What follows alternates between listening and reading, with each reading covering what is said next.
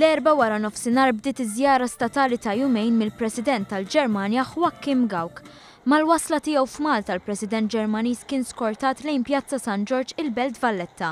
Hawn kien milquh mill-ogħla awtoritajiet tal-Istat Malti u bid-daqq tal-innijiet tal-Ġermanja u Malta. Il-President Mary Louise Coleiro Preca ltaqet mad-delegazzjoni Ġermaniża u wara kien mislaqa privata fil-palazz.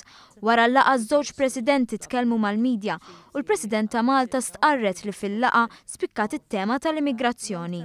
Iż-żewġ naħat qablu fuq il-bżonn ta' diskussjoni ma' pajjiżi barra mill-Unjoni Ewropea biex din il-kwistjoni tkun trattata bl-aħjar mod. Kienet diskussa wkoll is-sitwazzjoni fil-Libja u t-Tuneżija. Il-President Ġermaniż saħaq li fuq il-kwistjoni tal-immigrazzjoni hemm bżonn l-appoġġ tal-pajjiżi Afrikani. Iżda mhux biss, żied jgħid li hemm bżonn li jkun hemm iktar komunikazzjoni mar-refuġjati stess. Għalhekk, żied jgħid li l-Ġermanja trid tressaq l-idea tagħha fuq din il-kwistjoni.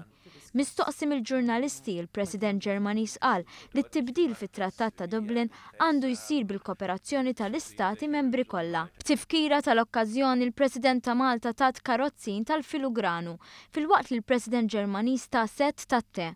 Fit-tieni jum tiegħu il-President Ġermaniż mhux biss għandu pjanata żjara f'ċentru ta' detenzjoni, iżda se jiltaqgħu wkoll ma' laqdiet mhux governattivi.